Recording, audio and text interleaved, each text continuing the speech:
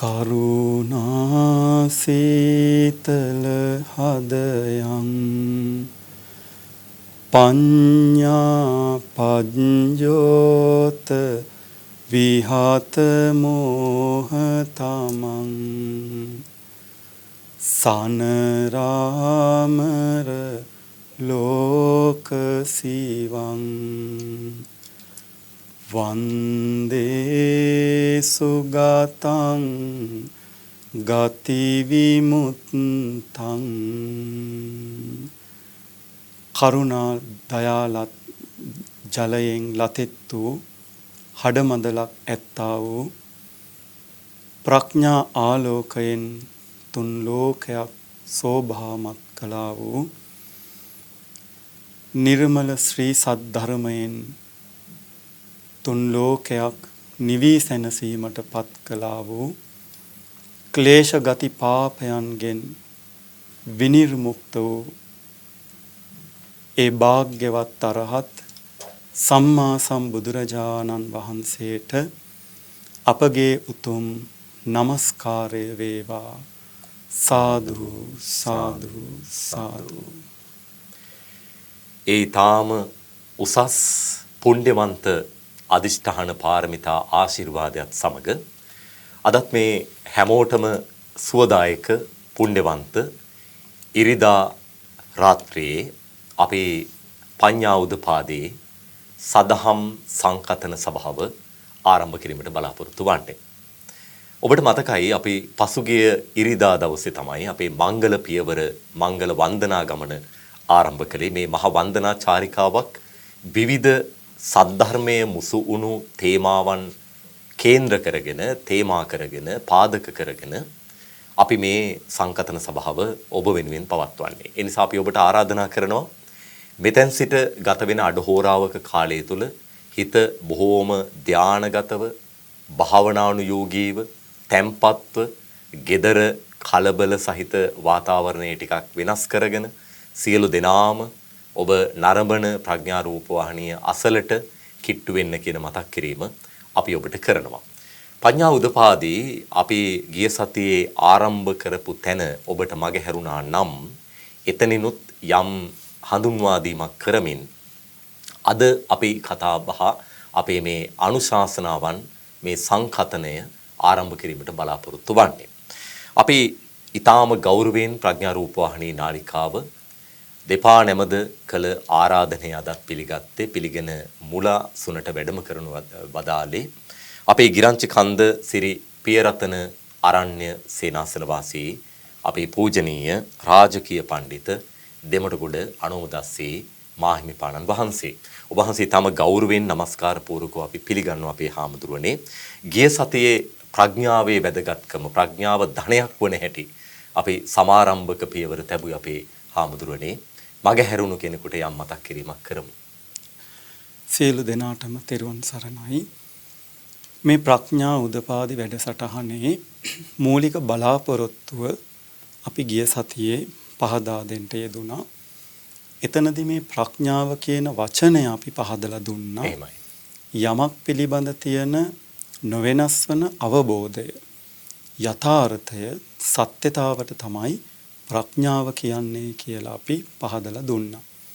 ඒ වගේම තමයි සාමාන්‍ය කෙනෙකුට තියෙන ජීවිත අත්දැකීමෙන් හටගත්ත ප්‍රඥාව කියලා එකකුත් තියෙනවා. හැබැයි අපි මෙතන කතා කරන ප්‍රඥාවේ ජීවිත අත්දැකීමෙන් ලබන සාමාන්‍ය ප්‍රඥාවක් නෙවෙයි. ඊට එහා ගිය අවබෝධාත්මකව ලබන යථාර්ථයේ සත්‍යතාවයටයි මෙතන ප්‍රඥාව කියලා හඳුන්වන්නේ කියලාත් අපි ගිය සතියේ ප්‍රඥාව පිළිබඳව මූලික හැඳින්වීමක් තමයි අපි කියලා දුන්නේ. එහෙමයි. ප්‍රඥා රූපවාහිනී නාලිකාවේ YouTube අඩවියට ආවට පස්සේ ඔබට පඤ්ඤා උදපාදී පළමු සංකතන දේශනාව මේ සදහම් සාකච්ඡාව ඔබට නැවත නරඹන්නට පුළුවන්කම ලැබෙනවා. අපි හාමුදුරුවනේ අපි එතනින් ආරම්භ කරපු ගමන් මගේ දැන් අද දෙවන පියවරට ඔබ වහන්සේ වැඩම කරන්නේ. ඉතින් ඒ පියවරේදී අර යමක් පිළිබඳව නොවෙනස් වන අවබෝධය, ඒ අවබෝධයේ කරා යන ගමන, ප්‍රඥාවේ මූලාරම්භය පිළිබඳව කතා කරපු වෙලාවේ අපි කල්පනා කළා අපේ හාමුදුරනේ දැන් බලාගෙන ඉන්න ඔබටත් රටවාසී ලෝකවාසී බොහෝ දෙනෙකුට තියෙන ගැටලුවක් තමයි නිවැරදි ධම අවබෝධ කර ගැනීම. දහම නිවැරදිද වැරදිද කියන තැනකට පත්ුනේ කුමන හේතුවක් නිසාද?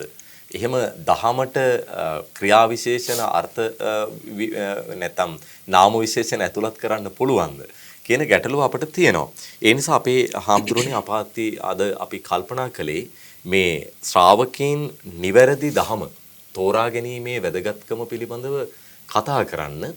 ඇත්තටම ස්වාමීන් වහන්සේ දැන් නිවැරදි වැරදි කියන වචන දෙක දහමට ගැලපෙන්න ගත්තේ කොතනින්ද කියන ප්‍රශ්නය අපිට තියෙනවා මුලින්ම.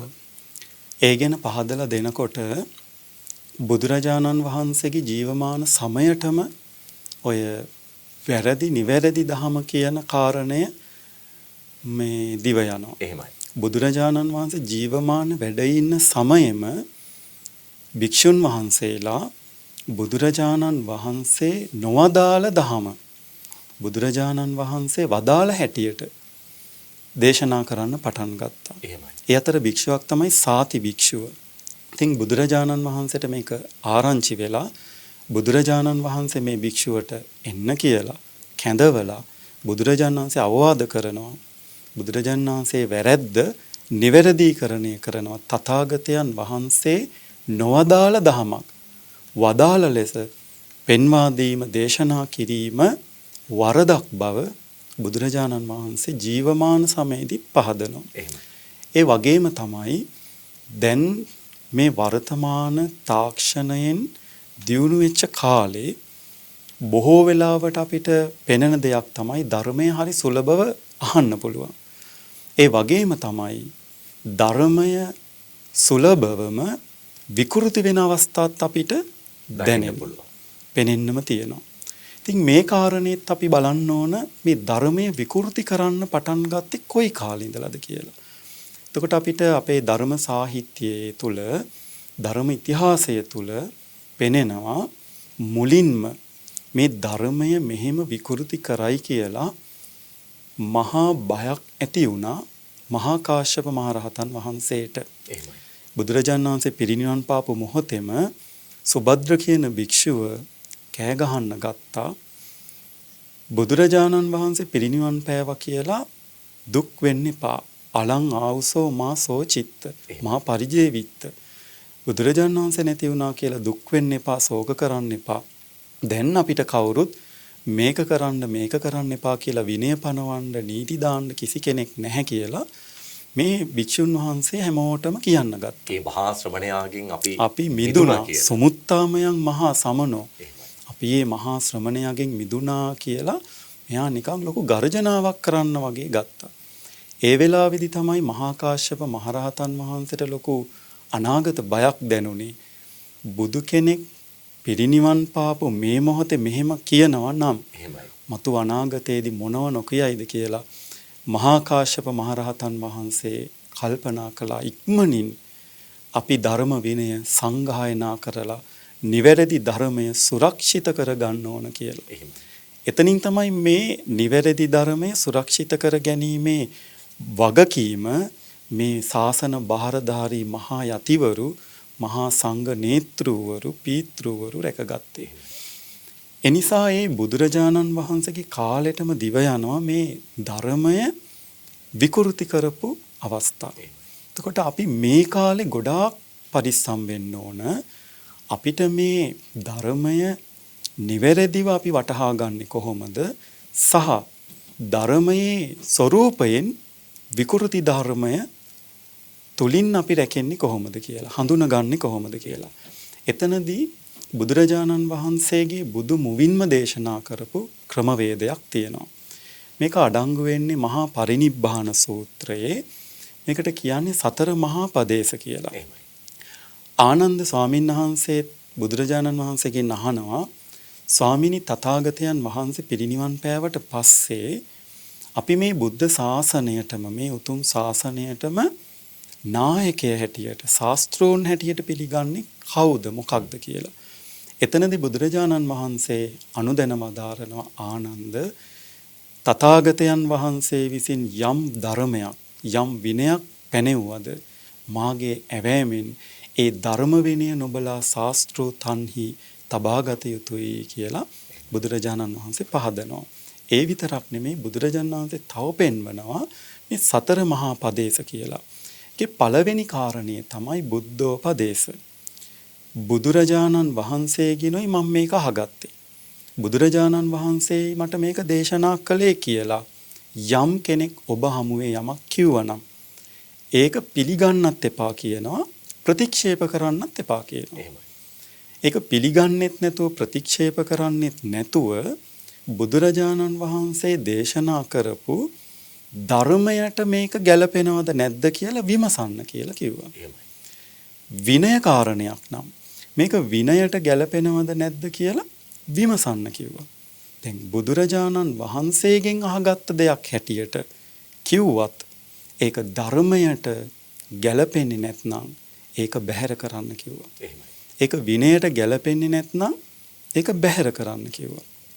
එනිසා මෙතන තියෙන්නේ අපිට මොනතරම් දේශන විලාස මොනතරම් දේශනා ක්‍රම මොනතරම් ලස්සන අර්ථ නිරුක්ති පෙන්නුවත් ඒ කිසිම දෙයක් තථාගතයන් වහන්සේගේ ත්‍රිපිටක ධර්මයට ගැලපෙන්නේ නැත්නම් සැසඳෙන්නේ නැත්නම් ඒවා විරුද්ධයි නම් බුදුරජාණන් වහන්සේ දේශනා කළා කියලා කිව්වත් ඒක අපි පිළි නොගත යුතුයි. එහෙමයි. ප්‍රතික්ෂේප කළ යුතුයි. එහෙමයි. දෙවනි කාරණය තමයි සංඝෝපදේශ. මහා සංඝරත්නයයි මේක පැනෙව්වේ. මහා සංඝරත්නයයි මේක දේශනා කළේ. මහා සංඝරත්නයයි මේක අනුමත කළේ කියලා යම් දහමක් යම් විනයක් යම් දහම් කාරණයක් යම් විනය කාරණයක් යමෙක් පවසනවා නම් එයත් විනයේ දහමේ සසඳලා බලන්න කිව්වා. මේ කාරණය මේ ධර්ම න්‍යාය මේ අර්ථය ධර්මයට විනයට සැබවින්ම ගැලපෙනවද විරුද්ධද? එහෙනම් ධර්මයට විනයට විරුද්ධ නම් ප්‍රතික්ෂේප කරන්න කිව්වා. සංඝයාම කිව්වත් ඒක ප්‍රතික්ෂේප කරන්න කිව්වා. තව දෙයක් කියනවා මහා තෙරවරු ඉන්නවා. උගත් බහුශ්‍රුත මහා යතිවරු ඉන්නවා. ඒ අය කිව්වත් ඒ කියන එකත් පිළිගන්නත් එපා කියනවා ප්‍රතික්ෂේප කරන්නත් එපා කියනවා පිළිපදින්නත් එපා කියනවා. ඒකත් ධර්මයට අනුව බලන්න කියනවා. මේක සූත්‍ර පිටකයේ කුමන හෝ සූත්‍ර පරයායකට ගැලපෙනවද? එහෙමයි. නැත්නම් ඒක ප්‍රතික්ෂේප කරන්න කිව්වා. මේ විනයට මේ ක්‍රමය ගැලපෙනවද? විනයට හෝ මේක සැසඳෙනවද? නැත්නම් ඒක ප්‍රතික්ෂේප කරන්න කිව්වා. ඒ විතරක් නෙවෙයි තවත් ක්‍රමයක් කියනවා. ඒක තේරාපදේශ කියලා එක්තරා මහා ප්‍රසිද්ධ හෝ මහා ලෝකයේම පිළිගත් යම් එක් භික්ෂුන් වහන්සේ නමක් අපි කියමු වයෝවෘද්ධ භාවය නිසා එහෙම නැත්නම් මේ භික්ෂුන් වහන්සේගේ තියෙන දැනුම නිසා ප්‍රසිද්ධිය නිසා එහෙම කිව්වත් ඒක පිළිගන්න එපා කියනවා. ප්‍රතික්ෂේප කරන්නත් එපා කියනවා. ඒ භික්ෂුන් වහන්සේ කියන ඒ කාරණයක් ධර්මයට විනයට ගැලපෙනවද සැසඳෙනවද විරුද්ධ වෙනවද සමාන වෙනවද කියලා බලන්න කියනවා. විරුද්ධ වෙනවා නම් අර බාහිර දෙය අයින් කරන්න කියනවා. ඉවත් කරන්න කියනවා. ධර්ම විනයම ගරු කොට ගන්න කියලා කියනවා. එතකොට දැන් සාමාන්‍යයෙන් අපේ ශ්‍රාවකයන් දක්ෂ වෙන්න ඕන කවුරු මොන දේ කිව්වත් මේක ත්‍රිපිටකයේ මෙතන තියෙනවා කියලා කිව්වත් එහෙම කියවෙන අවස්ථා තියෙනවා. මේක මේ ස්වාමීන් වහන්සේ මෙහෙම විදිහට කියනවා කිව්වත් ඒ ස්වාමීන් වහන්සේ ඉංජිනේරුවෙක් ඒ ස්වාමීන් වහන්සේ පිටරට ඉඳලා ආපු කෙනෙක් ඒ ස්වාමීන් වහන්සේ බොහෝම ප්‍රසිද්ධ කෙනෙක් කියලා කිව්වත් ඒක සැබවින්ම ත්‍රිපිටක ධර්මයට විරුද්ධයි නම් ඇතැම් වෙලාවට ස්වාමීන් වහන්සේ පොතපත උපුටා දක්වනවා මෙන්න මේ ධර්ම ග්‍රන්ථයේ මේ විදිහට සටහන් වෙලා තියෙනවා මේක ඇත්ත නේද කියලා එහෙම කියන අවස්ථාවක්. එහෙම අවස්ථාවල් තියෙනවා. සමහරක් දේශකයන් වහන්සේලා අපිත් දැකලා තියෙනවා. ත්‍රිපිටක පෙළපොත තියාගෙන පාලිය හරියට කියනවා. හැබැයි ඒකේ අර්ථය විකෘති කරනවා. එහෙමයි. එතකොට අපි දැනුවත් මේ කියන අර්ථය විකෘති කියලා. එනිසා අන්නේ එතනදී ශ්‍රාවකයා බොහෝම බුද්ධිමත් ඥානයකින් යුක්තව ඒ කියන ධර්මය අධර්මය හොඳට තේරුම් බේරුම් කරගන්න ඕනේ. හරියට අර හංසයා දියෙන් කිරි වෙන් කරගන්නවා වගේ. ඊටාම සූක්ෂම කාරණයක් ඒ කාරණේ. දැන් හොඳට මේ කල්පනා කරලා බලන්න සමහරක් ඇතැම් ප්‍රසිද්ධ දහම් කාරණා තියෙනවා අපේ ත්‍රිපිටක ධර්මයට අදාළ නැති. නමුත් මේක ත්‍රිපිටකයේ ධර්මයට ගලපන අවස්ථා තියෙනවා. එහෙම එක්තරා අවස්ථාවක් තමයි අන්තරා භවය කියලා කියන්නේ. අන්තරා භවිකයෙක් ගැන බොහෝ විවාදාපන්න කරුණු කාරණා මතුවලා තියෙනවා. පොත් ලියවිලා තියෙනවා. ඒ වගේම මහා ස්වාමීන් වහන්සේලා මේ පිළිබඳ වාද විවාද කරලා තියෙනවා. එතකොට මේ අන්තරා භවය කියන එක අන්තරා භවිකයා කියන එක කෙනෙක් මැරුණහම ඒ කෙනාගේ විඥාණය තවත් උපතක් හොය හොය පාවෙනවා කියන එක. ගන්ධබ්බ අවස්ථාව. එතකොට මෙන්න මේ අවස්ථාව කල්පනා කළාම ඇත්තටම මේ ගන්ධබ්බ අවස්ථාව ත්‍රිපිටක ධර්මයට මේ තේරවාද දහමට අදාළත්වයක්ම නැති එක. එහෙමයි. මේ කාරණය මහායානික මතයක්. එතකොට අපේ ධර්මයට ගලප මේක අපිටම අයිති දෙයක් විදියට හුවා දක්වන්න හදනවා. එතකොට මෙතන තියෙනවා අභිධර්ම පිටකයේ මොග්ගලී පුත්තතිස්ස මහරහතන් වහන්සේ මේක ඛණ්ඩණය කරනවා. ගන්ධබ්බේ කියලා කෙනෙක් නැහැ. වචනයක් තියෙනවා.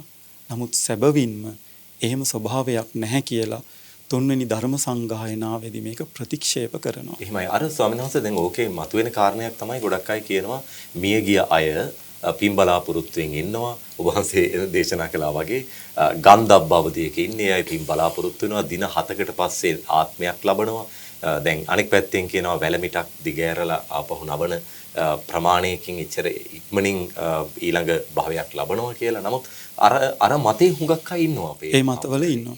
ඒ මොකද ඒ මතය පෙන්වලා දෙන කියන දේශකයන් වහන්සේලා ඒ මතය අර අපේ බුද්ධ භාෂිතයක් විදියටමයි හුවා දක්වන්නේ. එහෙමයි. හඟවන්නේ. එතකොට ඒක අහගෙන ඉන්න ශ්‍රාවකයා කල්පනා වෙනවා මේක ඇත්ත තමයි කියලා හිතනවා. හැබැයි ශ්‍රාවක ඥානය එතනින් නතර නොවි ඇත්තටම මේක තථාගත බුදු කෙනෙක් දේශනා කළ දහමක්ද කියලා ධර්මයෙන් විමසනවා නම් ධර්මයේ කොතනකවත් මේ ගන්ධබ්බමය ස්වභාවයක් සඳහන් කරලා නැහැ. එහෙමයි. ඉතින් බලන්න දැන් සාති භික්ෂුවගේ ඒ උන්වහන්සේගේ මේ ස්වභාවය ධර්මයේ විකෘති කොට හුවා දැක්වීම බුදුන් වහන්සේ ඒ සම්බන්ධව දරූ මතය පිළිබඳව එතනින් කතා බහ අනුශාසනාව ආරම්භ වුණේ. ඊට පස්සේ අපේ ස්වාමීන් වහන්සේ දැන් බටහිර සමාජයේ අර ගොබෙල්ස් න්‍යාය කියලා අපි අහලා තියෙනවා. ඕනම මුසාවාදයක් බොරුවක් දිගින් දිගටම කිව්වට පස්සේ යම් අවස්ථාවකදී කියන කෙනාටත් දැනෙනවලු ඒක සත්‍යයක් කියලා. ඉතින් ඒ න්‍යායයන්. ඉතින් කොහොම වුණත් දැන් අපේ හාමුදුරනේ දැන් මෙහෙම ධර්මයේ විකෘති වන්නේ මා දේශනා කළා කියවත් අහවල් ධර්මදර විනයදර ස්වාමීන් වහන්සේ දේශනා කළා කියලාවත් අහවල් පොතපතේ තියෙන නිසාවත් පිළිගන්න එපා. ධර්ම විනය දෙකට ගලපා පිළිගන්න කියන මතක් කිරීම. ඒක වෙනස් වෙන අවස්ථාවන්. ඇතැම් වෙලාවට දැන් ධර්මයේ විකෘති වෙන අවස්ථාවලදී අපිට තේරුම් ගන්න බෑ අපේ හාමුදුරනේ ඇයි එහෙම කරන්නේ? ඒක තමුන් හිතාමතාද කරන්නේ නැත්නම් තමුන්ටම හිතෙනවද නෑ ඒක තමයි ඇත්ත කියලා. ඒ දෙකෙන් කොතනද ස්වාමීන් වහන්සේ විකෘතිකාරකයින් රැඳී ඉන්නේ? ඇත්තටම ධර්මයේ විකෘති කරපු අයගේ ස්වභාවය තමයි ඒගොල්ලෝ හිතාගෙන ඉන්නවා අපි තමයි හරිම දේ දන්නේ කියලා. එහෙමයි. දැන් හොඳට බලන්න රහත් නොවි කෙනෙක් කියනවා මම රහත් වුණා කියලා. එතකොට ලොකු වෙහෙසක් ගන්න වෙනවා. එයාගේ රහත් බව ඔප්පු කරන්න. එතකොට ඒක ඔප්පු කරන්න එයා තමයි සාධක පෙන්වන්නේ. ත්‍රිපිටකයව නැහැ. ඔව ත්‍රිපිටකයේ නැහැ. ඔව ත්‍රිපිටකයේ පශ්චාත් කාලීනව ලියපු දේවල් ඒව විකෘති කළා වෙනස් කළා කියලා මේ නිර්මල ධර්මයටම ගරහමින් ඒ අයගේ මත සනාත කරන්න ඒ අය නොයෙකුත් කාරණා කියනවා. ඒ කියන්නේ Taman මුලා වෙලා අනුන්ම මුලාවටපත් කිරීමක් නිසා තමයි මේ ධර්මයට මේ තරම් විකෘතිකයන් එකතු වෙලා තියෙන්නේ. දැන් හොඳට බලන්න එතන වෙන්නේ තමාව හොයා දැක්වීමක්. තමා හොයාගත්ත දේ විදිහට තමයි මේක පෙන්වන්න හදන්නේ. මෙච්චර කාලයකට කිසිම කෙනෙක් ධර්මය කිව්වට අවබෝධ කරගෙන නැහැ. මම අවබෝධ කරගත්තා. ඒ නිසා මම තමයි හරි දේ දන්නේ කියලා ඒ ඔවුනොවුන්ගේ හිතුවක්කාර අදහස් සමාජගත කරනවා. ධර්මයේ ලෙස සමාජගත කරනවා. ත්‍රිපිටකයට මේ උලුප්පල ත්‍රිපිටකයටම ගලපලා ඒ ධර්මකාරණ ඒ විදිහටම පෙන්වන්න හදනවා. එහෙමයි. එතකොට මොකද වෙන්නේ? ඒ පුංචි කෙනෙකුගේ මතයක් ධර්මයක් විදිහට බොහෝ දෙනෙක් පිළි අරගෙන සැබෑ ධර්මයේ යටපත් වෙනවා. අර මිත්‍යා ධර්මයක් මතුවෙන්න වෙනවා. ඔන්න ඔය කාරණේ තමයි අද අපි මේ සාකච්ඡා කරමින් ඉන්නේ. දැන් ඔබට විශාල මානසික පීඩාවක් ඇති. අපේ ස්වාමින්වහන්සේ දේශනා කළ ආකාරයටම අස්පනා පිට ධර්මයේ විකෘති වෙන අවස්ථාවන් ඔබ හඳුනාගෙන ඇති. ධර්ම විනය දෙකට ගලපා ගනිමින් බලන විට මේ දේශනාවේ ගැටලුවක් තියෙනවා නේද? මේ හඳුන්වා දීමේ මේ ප්‍රකාශනයේ නැත්නම් මේ දේශනයේ අඩුපාඩුවක් තියෙනවා නේද කියලා දැනෙච්ච අවස්ථා ඕනතරම් ඇති. දැන් එහෙම තත්වයන්ගෙන් අපි කොහොමද අත්මිදලා කටයුතු කරන්න කියන ප්‍රශ්නෙට උත්තර අපි මේ හොයමින් ඉන්නේ. අපේ ගිරංචි කන්ද සිරි පියරතන අරණ්‍ය සේනාසන වාසී අපේ අතිපූජනීය රාජකීය පඬිත දෙමටගොඩ අනෝමදස්සී මාහිමිපාණන් වහන්සේගේ වැඩමුවීමෙන් හැමදාම ඉරිදා රෑ අපි ආරම්භ කරන මේ සදහම් සංකතන සභාවේ. දැන් අපේ ස්වාමීන් වහන්සේ තව කාරණයක් තමයි දැන් මේ විදිහට ධර්මය විකෘති කරන අවස්ථාවලදී අපිට පුළුවන්කමක් තියෙන්නේ අපි ඒයින් අත්මිදෙලා කටයුතු කරන්න. හැබැයි දැන් එහෙම විකෘතිකාරක අවස්ථාවන් වලට අපි ගොඩක් අපි දකිනවා විශාල වශයෙන් සෙනග ඒක රාශී වෙනවා. හිතාගන්න බැරි ජනතා ප්‍රසාදයක් මේ රැස්කමින් රොක් වෙමින් මහා ජන සන්නිපාතයක් එකතු වෙන අවස්ථාවන් තියෙනවා. හැබැයි ඒවා తాවකාලිකයි. එතකොට ඒ වගේ අවස්ථාවක ධර්මය හරියටම නිවැරදිව ධර්ම විනය දෙකේ හැසිරෙන ස්වාමීන් වහන්සේලාගේ වගකීම ඔබ වහන්සේ වැනි දේශකයන්න් වහන්සේලාගේ ධර්මදර විනයදර යතීන්ද්‍රයන්න් වහන්සේලාගේ වගකීම කොහොමද අපේ හඳුරන්නේ? ඇත්තටම අපි බුදුරජාණන් වහන්සේගේ දහමට විනයට අනුගත වූ භික්ෂුවක් ලෙස අපි කළ යුත්තේ මේ සැබෑ ධර්මයේ ලෝක සත්වයාට ධර්මයට නියමාකාරයෙන්ම පහදා දීම. එහෙමයි. අපට ඕන හැටියට අපට ඕන විදිහට ප්‍රසිද්ධිය තකා හෝ ලාභාපේක්ෂා තකා හෝ මේ ධර්මය ලඝු කොට පිඩුකට හැල්ලු කොට ඒ ධර්මය ලෝකයාට දේශනා කරන එක සුදුසු නැහැ. සැබවින්ම බුද්ධ ශ්‍රාවකයෙකුට නිවන් අවබෝධ කරගත හැකි වමනාවක් තියෙන කෙනෙකුට මේ ධර්මය නිසියාකාරය පෙන්වනකොට එයා ඒ ධර්මය හොඳට වටහා ගන්නවා. එතන එක දෙයක් තියෙනවා. ඒ තමයි ඇත්තටම ධර්මය විකෘති පැත්තට ගොඩක් යොමු වෙන්න හේතුවක් වෙනවා භාවිත කුසල් මදකම. එහෙමයි. ඇත්තටම පුණ්‍ය වාසනා ගුණය තියෙන කෙනාට නිවැරදි කල්යාණ මිත්‍රය හමු වෙනවා. එහෙමයි. ඒ භාවිත කුසලයේ හීන වෙන කෙනාට ඒ නිවැරදි කල්යාණ මිත්‍ර සම්පත්තිය මඟ පෙන්වීම අහිමි වෙලා යනවා. මනා ගුරු උපදේශ සහිතව ගුරු දේවෝත්තම ස්වාමීන් වහන්සේලා මුණ ගැහෙනවා ස්වාමීන් වහන්සේලාට. මට මතකයි එක්තරා තරුණ දරුවෙක් පැවිදි වෙන්න කියලා එක සුප්‍රසිද්ධ ආරණ්‍ය සේනාසනයකට වැඩි යනවා. මෙයාට රාත්‍රියේදී කවුරු හරි කියනවා වගේ ඇහෙනවලු. ඔතනට ගියාට වැඩක් නැහැ. ඔතන ඉන්නේ බෝසත්වරු. බුදු බව පතන අය. ඒ නිසා නුඹට ඔතනට ගියාට නිවන් දකින්න වෙන්නේ නැහැ කියලා මෙයා පහවදා උදෙන් මෙතනින් නික්මිලා ආවා. ඇවිත් අර ධර්ම විකෘතික පිරිසකගේ පැත්තකට ගිහිල්ලා මහාන වෙලා අන්තිමට ඒ දරුවට ගිහිකමක් නැති වුණා. පැවිද්දත් නැති වුණා. එහෙමයි. අනාථයෙක් බවට පත් වුණා. ඒ අර පින මදිකම මම නම් දකින්නේ එතන.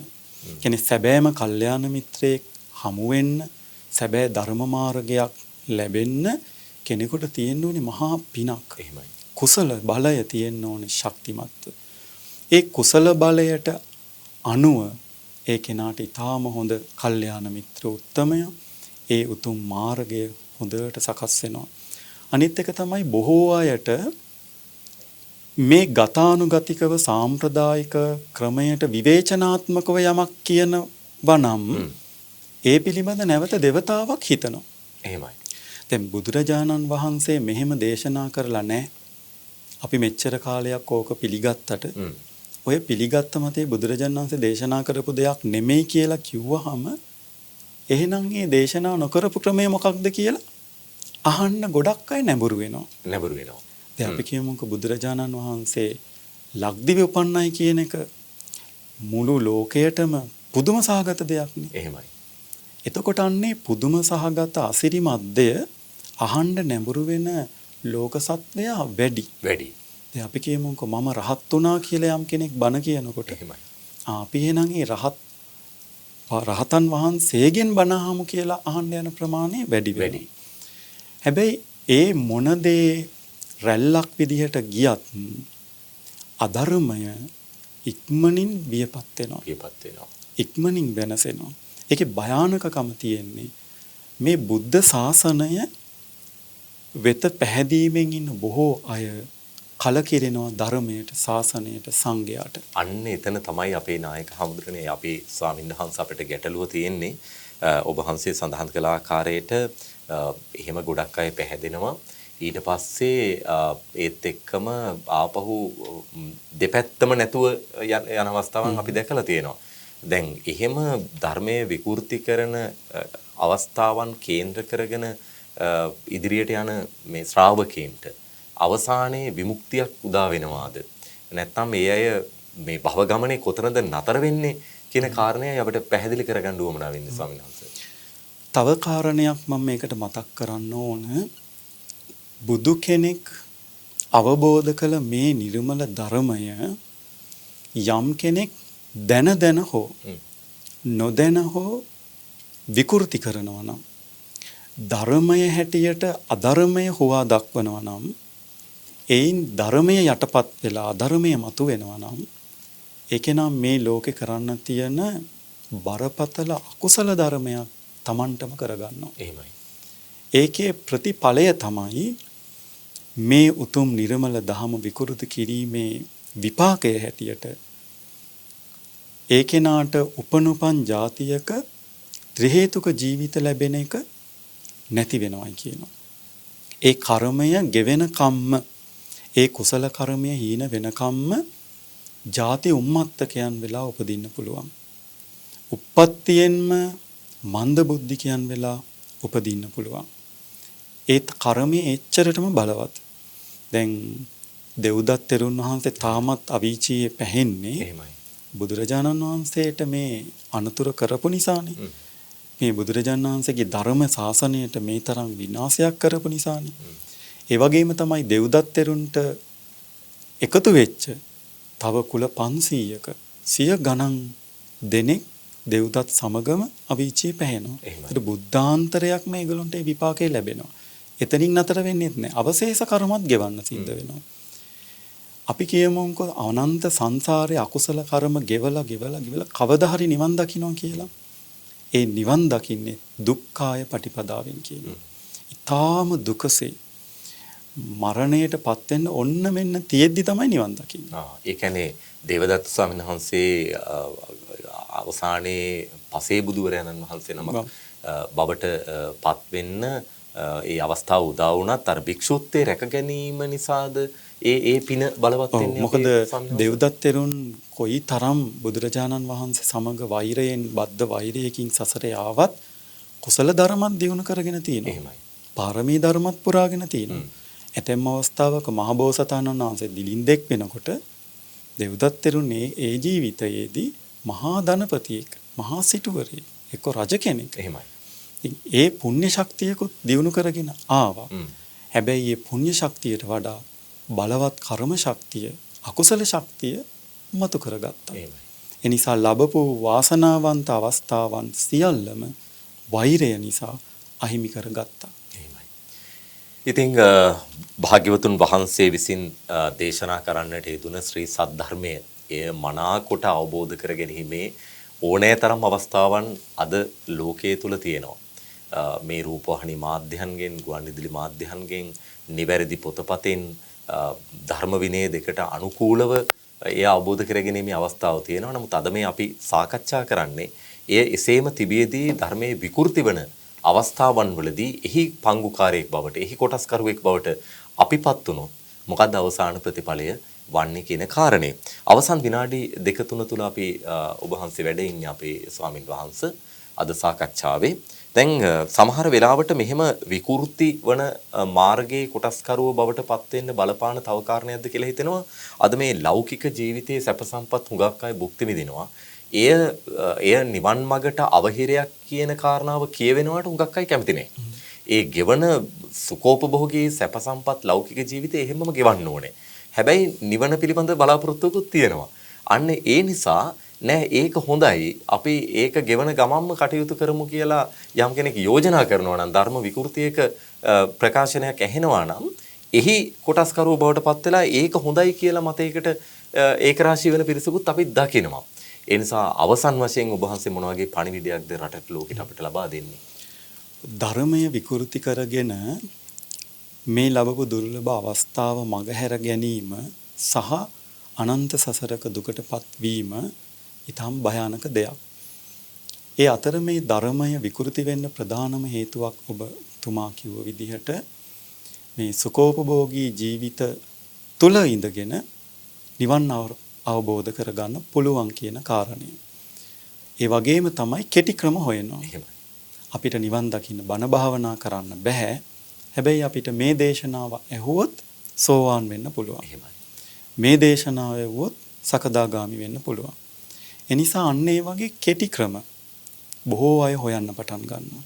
ඒ වගේම සම ඇතැම් දේශකයන් වහන්සේලා කියනවා සියල්ලම අල්ල ගන්න. හැබැයි හිතින් අතහරින්න කියනවා. එතකොට ඒකට මිනිස්සු හරි කැමතියි. තියෙන දේවල් මේ ඔක්කොම භුක්ති විඳ මේ කාමභෝගී ජීවිතයේ තුල ඉඳගෙනම නිවන් දකින්න පුළුවන් නම් ඒ ක්‍රමය නම් අපිට හොඳයි කියලා හිතනවා. එහෙමයි. ඒක බලන්නට තථාගත බුද්ධ භාෂිතයක් නෙවෙයි. ඒ දේශකයන් වහන්සේලා ඇතැම් දේශකයන් වහන්සේලා කියන හිතුවක්කාර අදහසක් විතරයි. එතකොට කට්ටිය හිතනවා එහෙනම් මේ ක්‍රමය අපිට ගැලපෙනවා, මේ ක්‍රමය අපිට සැලසෙනවා.